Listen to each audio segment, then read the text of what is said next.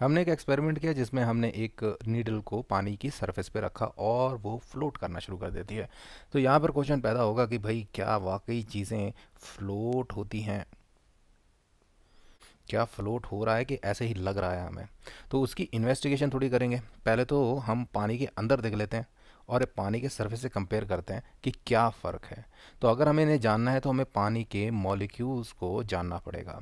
तो let us go inside, यहाँ पर अंदर चले जाते हैं और पानी के मॉलिक्यूल को ऑब्जर्व करते हैं। ये है हमारा water molecule, this is our water molecule यानी कि H2O। एंड ये जो बीच में दिखाया गया है, these are intermolecular forces, intermolecular forces. दो मॉलिक्यूल्स के इंटर या बीच में जो फोर्सेस हैं, इन फोर्सेस के कारण ये एक दूसरे की तरफ खींचते हैं, ये खींचे जाएंगे। तो अब यहाँ क्वेश्चन पैदा होगा कि सर फिर ये क्यों नहीं चले जाता एक साइड। तो देखिए, अगर ये एक साइड जाता भी है तो बाकी जो मॉलिक्यूल्स हैं वो भी तो कुछ बॉन्डिंग या इंटरमोलिकुलर फोर्सेस लगा रहे हैं, तो उसके कारण क्या होगा, ये वापस अपनी जगह पर आ जाता है। तो it will not go anywhere, ये कहीं भी नहीं जाने वाला, ये बस यहीं पर एक तरह से वाइब्रेशन थोड़ी सी करता रहेगा, कभी उधर जाएगा तो बाकी खींच लेंगे। So there is no net force on water molecule. हमने अंदर देख लिया। अब यहाँ पर हमने सरफेस पे चले जाना है। सरफेस पे देखते हैं क्या है। अगर सरफेस पे देखें तो यहाँ पर मैंने उसी तरह से चार मॉलिक्यूल्स बना ली हैं। एक सेंटर वाले पे फोकस करते हैं। अब ये चार से बॉन्ड बना रखा है। यहाँ पर मैंने क्या गलती कर दी, ये सर ऊपर वाला तो होगा नहीं, पानी के सरफेस के ऊपर वाटर मॉलिक्यूल नहीं होता, तो ये एक तरह से बच जाएगा। यहाँ पे इसको शक्ति लगाने की ज़रूरत नहीं, ये मॉलिक्यूल मैंने गलत बनाया है, इसको मैं हटा देता हूँ। बट अब इसकी ताकत क्योंकि यहाँ नहीं लग रही, बच गई है, तो ये ताकत डिस्ट्रीब्यूट हो जाएगी बाकी बॉन्ड्स में, तो ये पावर चली जाएगी इनमें। अब हम कह सकते हैं, अब हमें सरफेस पे क्या मिल रहा है, स्ट्रॉन्ग इंटरमॉलिक्यूलर फोर्स। ये डिफरेंस है जो हमने पानी नीचे देखा और सरफेस पे। सरफेस पे जो मॉलिक्यूल्स हैं उनके बीच में एक स्ट्रॉन्ग इंटरमॉलिक्यूलर फोर्स है। स्ट्रॉन्ग शक्ति के कारण ये आपस में खींच जाने वाले हैं।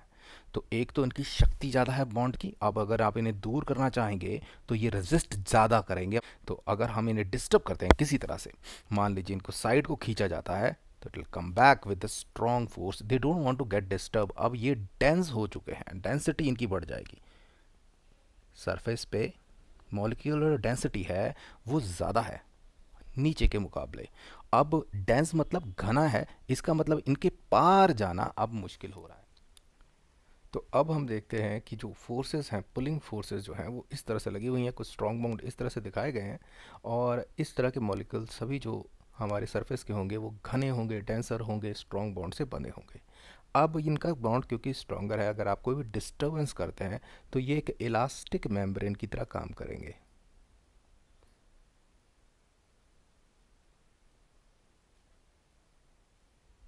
ये किसकी वजह से होगा, थोड़ा समझ लीजिए। अगर आप मान लीजिए इसको नीचे को दबाते हैं, इस मॉलिक्यूल को, it will go down, but क्योंकि ये जो शक्ति है वो काफ़ी स्ट्रॉन्ग है, तो अगर ये थोड़ी ही डिस्टर्बेंस है तो it will bounce back to its original position.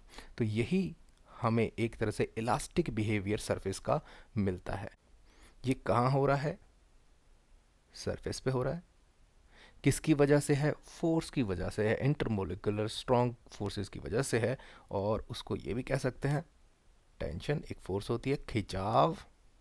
तो सरफेस टेंशन की वजह से ये एक इलास्टिक की तरह काम करना शुरू कर देगा। आप डिस्टर्ब करते हैं, it will come back to its original position. तो उसी तरह से जब हम नीडल लाते हैं तो उसके नीचे भी कुछ मॉलिक्यूल्स होंगे, हम उन्हें हटाना चाह रहे हैं, राइट, उनको तोड़ना चाह रहे हैं, उनके बॉन्ड की अलग हो जाओ भाई, दूर हो जाओ, हमें नीचे जाना है। तो ये इसी तरह से नीचे जाने की कोशिश करेगा, बट बॉन्ड जो है विद्रोह करेंगे, राइट। तो वो एट लास्ट हो सकता है कि बाद में बोले कि भाई नहीं, नीचे नहीं जाना, हमारे पास इतनी ताकत है कि हम आपको ऊपर ऐसे फ्लोट करके रखें। तो क्या हम फ्लोट होना बोलना चाहिए, क्या तैरना बोलना चाहिए, नहीं।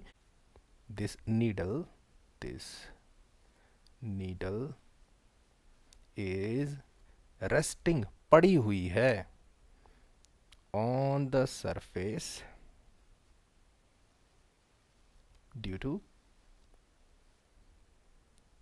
The surface tension of the liquid. इस पानी की जो सरफेस टेंशन वो इतनी है कि इसके भार को वो बर्दाश्त कर सके। हाँ, ये नीडल अपने भार से इस टेंशन को क्रॉस नहीं कर पा रही है। अगर कुछ बाहरी चीज़ ले आते तो सरफेस टेंशन शायद नहीं रोक पाती और ये नीचे गिर जाती पानी।